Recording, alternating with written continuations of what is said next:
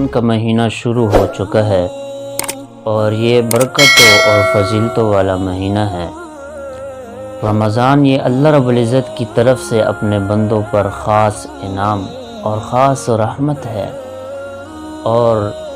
تمام بندوں کے لیے ایک سیزن ہے۔ رمضان اللہ رب العزت نے اس کا نام ہی ایسا رکھ دیا کہ اس نام کو اس مہینے سے خاص نسبت ہے۔ رمضان رمض سے نکلا ہے، اور رمض جلانا اور جل جانے کے معنی میں ہے۔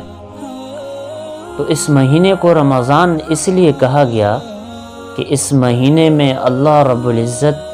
اپنے بندوں کے گناہ معاف فرماتے ہیں اور ان کی خطائیں اور لغزشیں معاف فرماتے ہیں۔ اس کی سب سے بڑی فضیلت یہ ہے کہ اللہ رب العزت فرماتے ہیں شہر رمضان الذی انزل فیہ القرآن ھدی للناس وبینات من الہدی والفرقان۔ یہ رمضان کا مہینہ، اس میں ہم نے قرآن نازل کیا، ساری کتابوں کی سردار کتاب نازل کی، اور اس کتاب میں ہے کیا؟ ھدی للناس۔ اس میں لوگوں کے لیے ہدایت رکھ دی ہے، لوگوں کو یہ سیدھا رستہ دکھاتا ہے،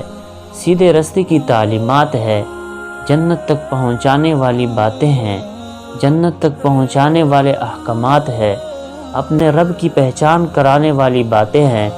رب کا تعارف ہے، اور گمراہی اور ہدایت میں فرق کرنے والی کتاب ہے۔ یہ کتاب تمہیں بتائے گی کون سا راستہ ٹھیک ہے،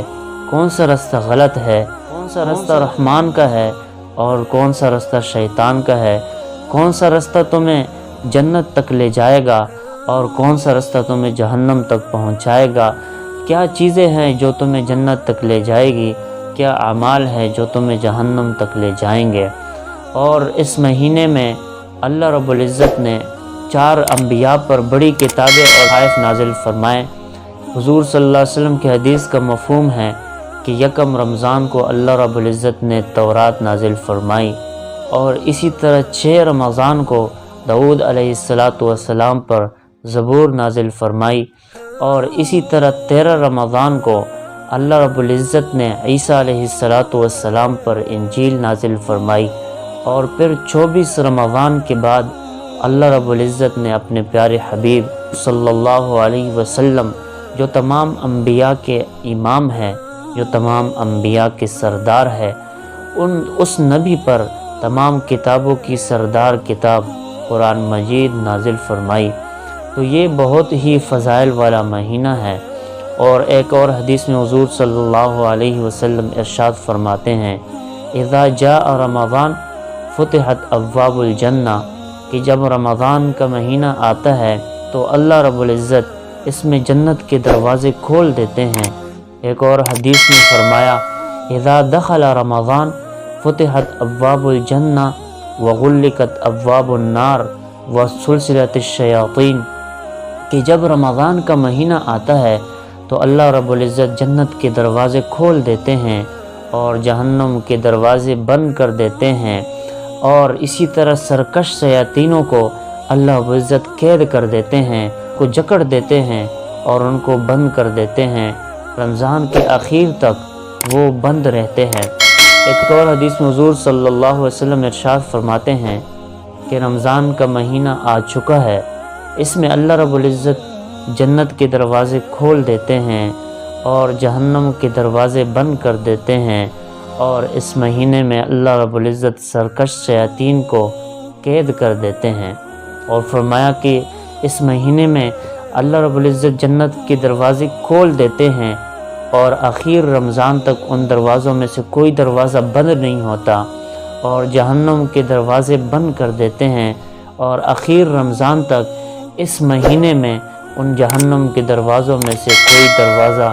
کھلتا نہیں، سارے کے سارے دروازے بند رہتے ہیں، اور اللہ رب العزت اپنے بندوں کی طرف متوجہ رہتے ہیں۔ تو میرے بھائیو، یہ مہینہ بہت ہی فضیلتوں والا مہینہ ہے، برکات کا مہینہ ہے، مومنین اور مومنات کے لیے سیزن ہے۔ جس طرح تاجر لوگوں کا سیزن آتا ہے تو وہ لوگ اپنے آپ کو تکھاتے ہیں، محنت بڑھا دیتے ہیں، مشقت بڑھا دیتے ہیں، کھانا پینا کم ہو جاتا ہے، آرام کم ہو جاتا ہے اور سارا کا سارا وقت کاروبار کو دیتے ہیں اور اس کی طرف متوجہ ہو جاتے ہیں۔ اسی طرح ہمیں بھی اللہ کی طرف متوجہ ہونا چاہیے۔ اور فرماتے ہیں، علماء کرام لکھتے ہیں کہ جس طرح سورج کی تپش سے پتھر، ریت اور زمین اس میں تپش آ جاتی ہے، حرارت آ جاتی ہے، یہ چیزیں گرم ہو جاتی ہے، اس طرح اس مہینے میں مومنین کے دلوں میں بھی حرارت پیدا ہو جاتی ہے اور اس میں تپش پیدا ہو جاتی ہے، اس میں نیکی کا جذبہ بڑھ جاتا ہے، گناہوں سے بچنے کا جذبہ بڑھ جاتا ہے، اللہ کی رضا کا جذبہ بڑھ جاتا ہے، مسجدیں بھر جاتی ہے، قرآن کھل جاتے ہیں۔ وہ لوگ جو سارا سال مسجد کی طرف آتے نہیں، اس مہینے میں وہ بھی آنے لگتے ہیں۔ جن لوگوں نے پورا سال قرآن نہیں دیکھا ہوتا، اس مہینے میں وہ قرآن کھولتے ہیں، اس میں مقابلہ کرتے ہیں، زیادہ سے زیادہ تلاوت کی کوشش کرتے ہیں اور اپنے رب کے سامنے رونے لگتے ہیں جو پورا سال نہیں روئے ہوتے ہیں۔ جنہوں نے پورا سال اپنا ماتھا نہیں ٹیکا ہوتا، اس مہینے میں وہ